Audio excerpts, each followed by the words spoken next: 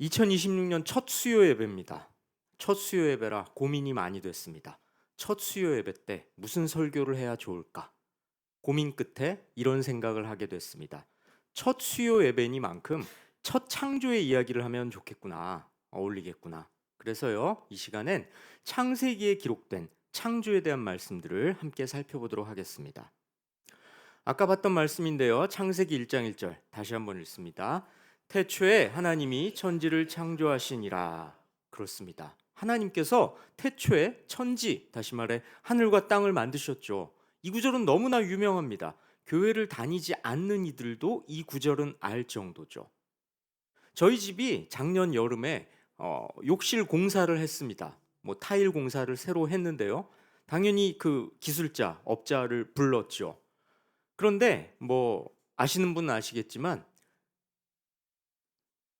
저는 밖에서 목사라고 밝히질 않는 편입니다. 특히 담임 목사님 모시고 밖에 나갔을 때 우리끼리 목사님이라고 안 부르고 부장님 이렇게 많이 불러요. 왜냐하면 식당 같은 데 가서 뭐 반찬도 더 달라 그래야 되고 뭐 남길 수도 있고 뭐 이렇게 줄 서야 되는 경우도 있고 그런데 목사님 막 이러면 좀 그렇잖아요. 행동이 제약을 받잖아요. 언행을 조심해야 되고. 그래서 암묵적으로 몇 년 전부터 정한 담임 목사님의 허락하에 묵계라고나 할까요? 정한 약속이 있습니다. 부장님으로. 근데 또 제가 또 담임 목사님 부장님이라고 하면 또 같은 부장이니까 이상하잖아요. 그래서 이사님 뭐 전무님 이렇게 부르자 이렇게 약속을 해서 부릅니다. 자, 그래서요, 아무튼 공사하시는 분이 기술자분께서 사장님이죠. 오셨는데 당연히 제 직업은 밝히지 않죠. 이 공사가 얼마 걸리냐? 비용은 얼마 드냐? 확실하게 단둘이 치는 거냐? 뭐 이게 중요한 거 아니겠습니까? 제 직업이 뭐가 중요하겠어요. 그런데 이분이 갑자기 저를 보시더니 그 누구 닮았다는 말 안 들어요? 이러는 거예요. 날 언제 봤다고 이 사장님이 한 60대 초중반 되시는 분 같습니다. 그래서 누굴 닮았다고 하시려고. 그 누굴 닮았는데요? 그랬더니 얼마 전에 TV에서 방영한 그 사이비 종교에 대한 프로그램이 있었는데 제가 이 자리에서 실명은 거론하지 않겠습니다만 그 교주를 닮았다는 거예요. 그러고 보니까 그런 것도 같더라고요. 제 모습이. 근데 저는 뭐 그거에 언짢거나 이러지 않았습니다. 그러면 어때요? 아무렴 어떻습니까? 제 관심사는 빠른 시간 내 이 공사가 끝나서 일상으로 돌아가는 것. 그리고 한 푼이라도 뭐 표현이 좀 저급했습니다만 최소한의 비용으로 이 일을 해결하는 것이지. 뭐 제가 몸은 어떻겠습니까? 그런데 옆에 있던 이제 가족이 제 친누나가 언짢았나 봅니다. 본인이 왜 언짢은지 모르겠는데 아이 목사님이에요 이 사람 그러더라고요. 아이쿠야 들통이 났죠. 에이 기왕 들통 난 거 그래도 내가 성직자인데 전도라도 시도를 해봐야겠다 그래서 우리 사장님은 혹시 종교가 있으십니까? 그랬더니 제 눈치를 이렇게 살피더니 아유 교회를 다녔죠 이러면서 말끝을 흐리십니다. 자 말끝을 흐리면 무조건 안 나가시는 분입니다. 제 경험상은 그래요. 지금 현재 교회 생활 신앙생활 잘하시는 분은 큰 소리로 당당하게 밝히시는 경우가 거의 대부분이죠. 그런데 말끝을 흐리시면서 하는 말씀이 이어지는 말씀이 태초에 하나님이 천지를 창조하시니라 이 구절은 내가 잘 알죠. 뭐 이렇게 말씀을 하셨습니다. 자, 이 얘기를 하려고 서론이 길었습니다. 교회를 다니지 않는 분들도 이 구절은 너무 잘 알고 있는 것 같습니다. 그런데요. 너무나 익숙하고 익숙하다 못해 당연하게까지 여겨지는 이 구절에 깊은 진리가 담겨 있다는 걸 우리는 알아야 합니다. 너무나 당연하게, 너무나 대수롭지 않게 여겨왔던 이 구절 안에 어마어마한 하나님이 주신 진리가 담겨 있다는 거죠. 자, 대체 어떤 진리가 담겨 있을까요? 먼저요, 하나님께서 모든 것을 지으셨다는 사실입니다. 에이, 그게 뭐야? 너무 싱거운 거 아니냐고요? 아닙니다. 이 명명백백한 사실을 우리는 받아들여야 합니다. 믿어야 한다는 거죠. 그런데요, 이 사실을 진리로 받아들이지 않는 이들이 너무나 많습니다. 그래서 이상한 이론들을 만들어내죠. 빅뱅 이론, 뭐 이런 것들을 비롯해서 우주가 자연 발생적으로 우연히 생겨났다. 뭐 이런 이론들이 이렇게 돌아다니죠.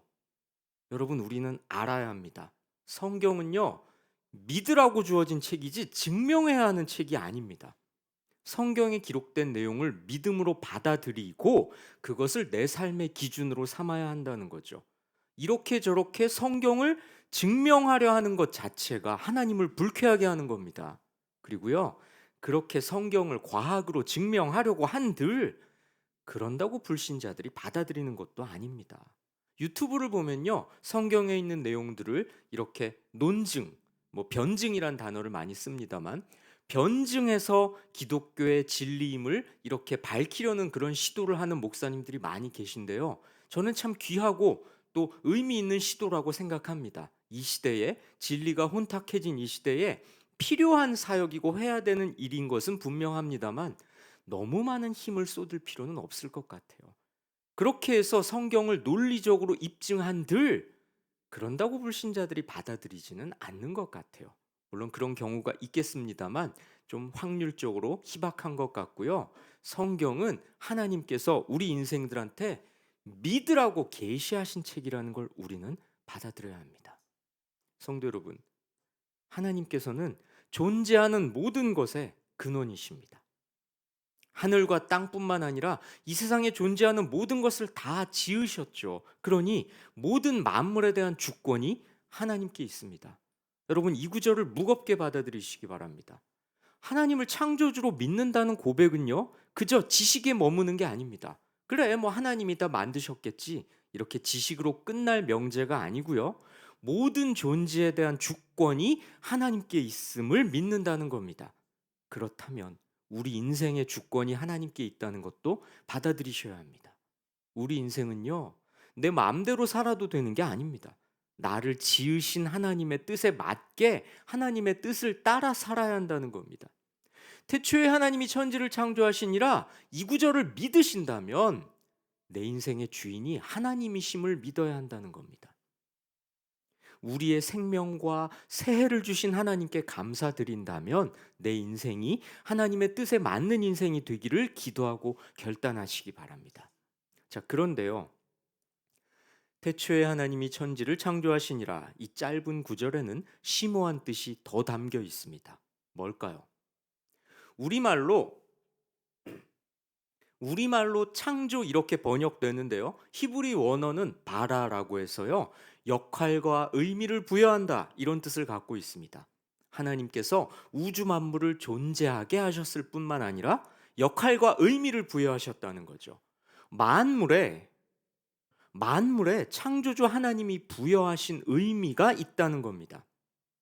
성도 여러분, 하나님이 나를 지으셨습니다. 그럼 나에게 어떤 역할과 의미를 부여하셨을까요? 스스로에게 물어보시기 바랍니다. 나의 하나님이 나한테 어떤 역할, 내 인생에 어떤 의미를 부여하셨을까? 그러길래 나를 이 성도의 삶으로 이끄시고 나를 이 예배당까지 오게 하신 걸까? 성도로서 나의 역할은 무엇일까? 하나님의 백성으로서 내 삶의 의미는 무엇일까? 여러분, 이 질문 앞에 정직하게 서시기 바랍니다. 자, 그런데요. 이사야 43장 21절은 우리에게 이렇게 말씀합니다. 왜 두 번씩 넘어갈까요? 예. 자, 함께 읽습니다. 이 백성은 내가 나를 위하여 지었나니 나를 찬송하게 하려 함이니라. 이사야서는 이렇게 말씀합니다. 우리를 구원받은 새 백성으로 지으신 목적이란 하나님을 찬송하게 하려는 것이라고요. 그렇습니다. 하나님께서 우리 인간을 만드시고 특별히 우리를 성도로 삼으신 건요, 당신께서 높임을 받으시기 위함인 겁니다. 하나님께서 영광을 받으시려고 우리를 당신의 백성으로 지으신 겁니다. 여러분, 이 말씀을 가슴에 새기시기 바랍니다.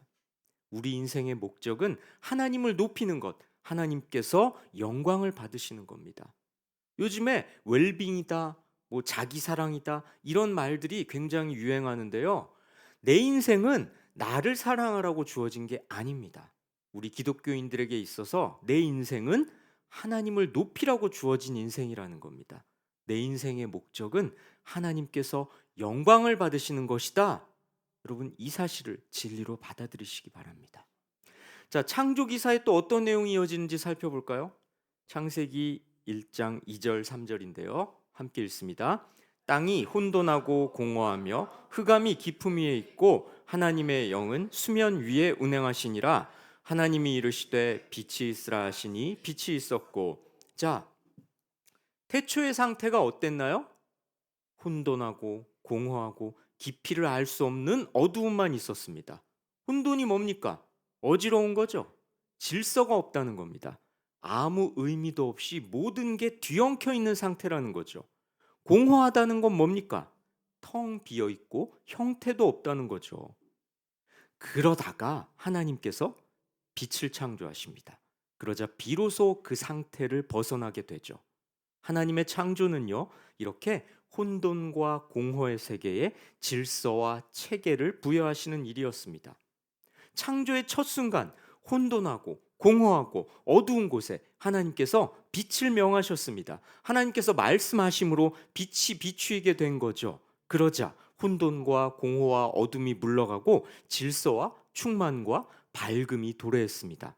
성도 여러분, 하나님의 창조는요, 이렇게 단지 무에서 유로의 창조가 아닙니다. 혼돈에서 질서로, 공허에서 충만으로의 창조죠.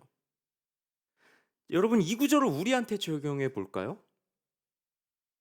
혼돈에서 질서로, 공허에서 충만으로의 창조. 하나님의 이 창조 사역의 원리를 내 삶에 적용해 보자는 겁니다. 올 한 해 내 안에서 사라지기를 원하는 혼돈, 공허, 어둠이 있습니까? 있다면 그건 구체적으로 뭘까요? 있다면 그 원인은 뭘까요? 내 욕심 때문은 아닙니까? 빛보다 어둠을 더 좋아하기 때문 아닐까요? 공허하다면, 목적이 없다면, 인생의 목적을 하나님 안에서 찾지 못했기 때문 아닐까요? 내 삶에 질서가 없다면, 질서를 잡아줄 말씀을 멀리하기 때문 아닙니까? 하나님 없는 삶이란 뒤엉킨 실타래와도 같은 겁니다. 무질서하고 무의미할 뿐이죠. 이어지는 말씀 볼까요? 창세기 1장 4절 5절인데요. 함께 읽습니다. 빛이 하나님이 보시기에 좋았더라. 하나님이 빛과 어둠을 나누사 하나님이 빛을 낮이라 부르시고 어둠을 밤이라 부르시니라. 저녁이 되고 아침이 되니 이는 첫째 날이니라.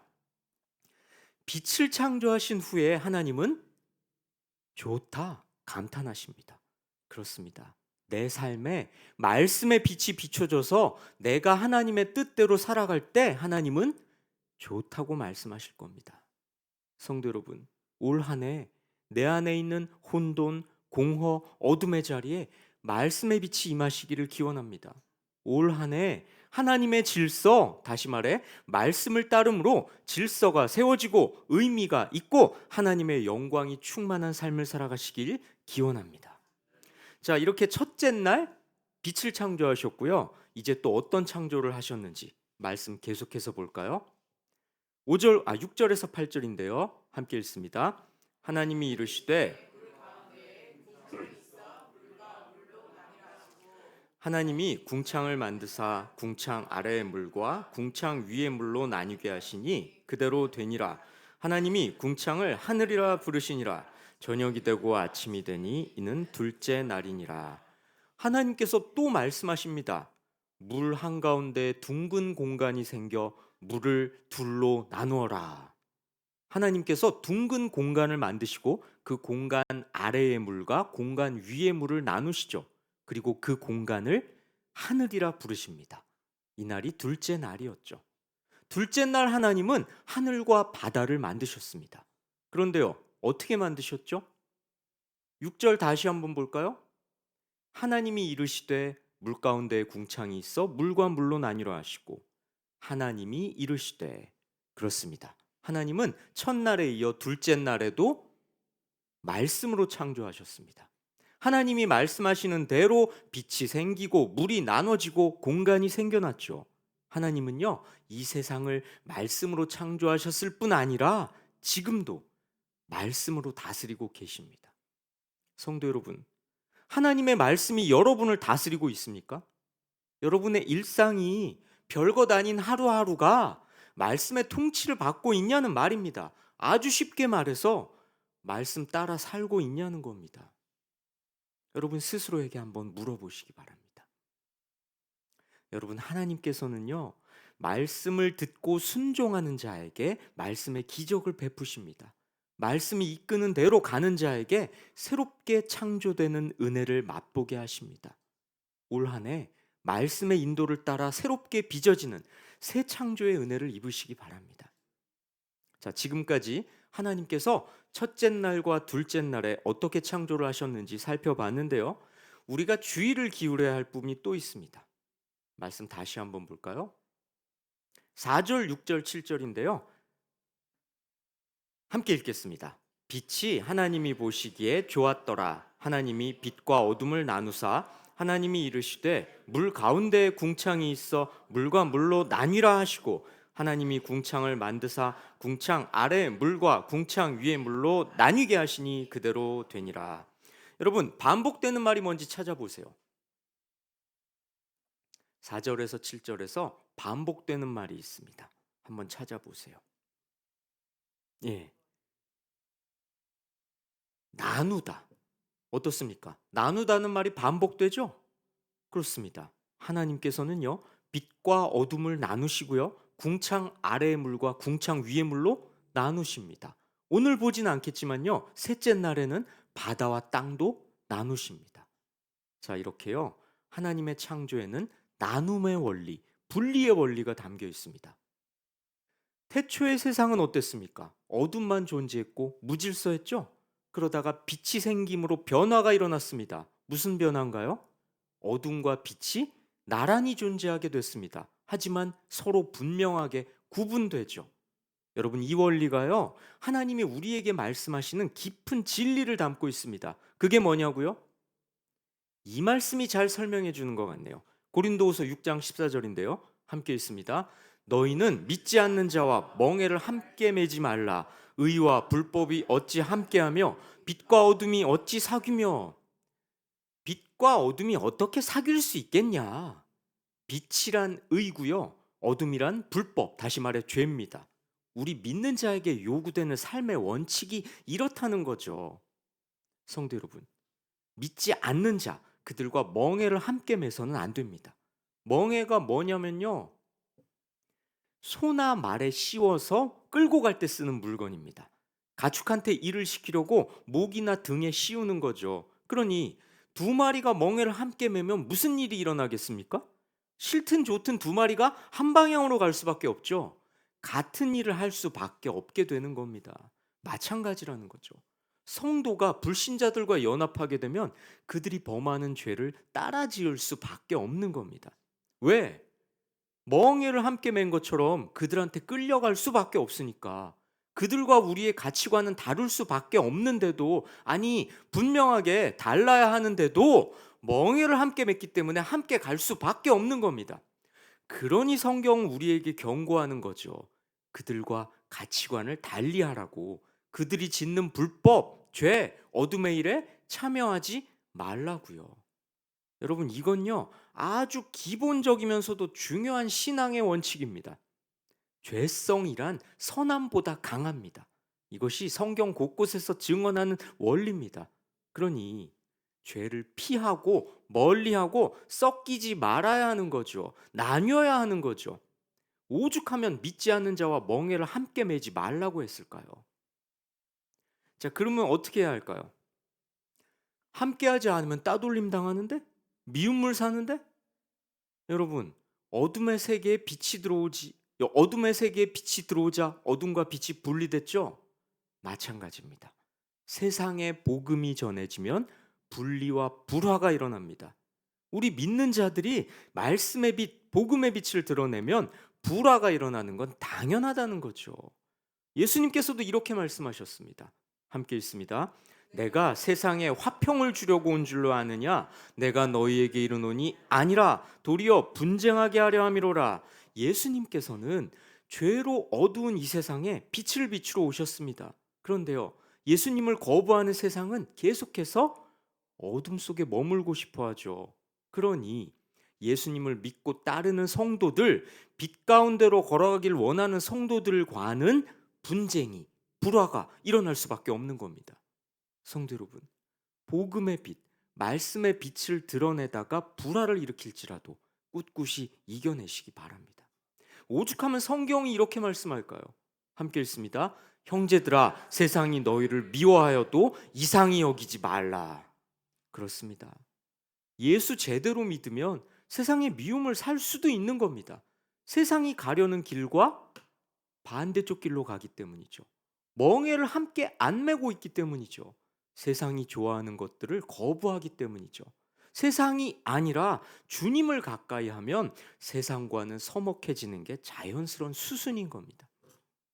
여러분, 그럴지라도 올 한 해 마음 단디 먹고 말씀의 빛, 주님의 빛을 세상에 드러내시기 바랍니다. 세상과 섞이지 말고 구별되시기 바랍니다.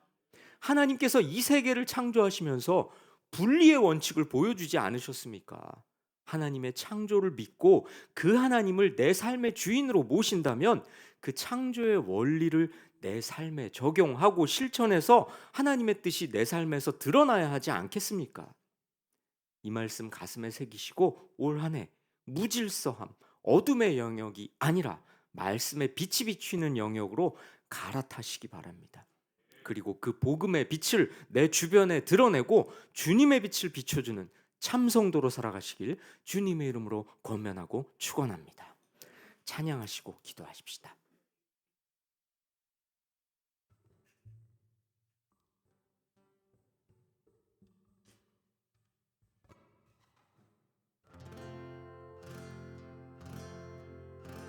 마음이 상한 자를 고치시는 주님, 하늘의 아버지 날 주관하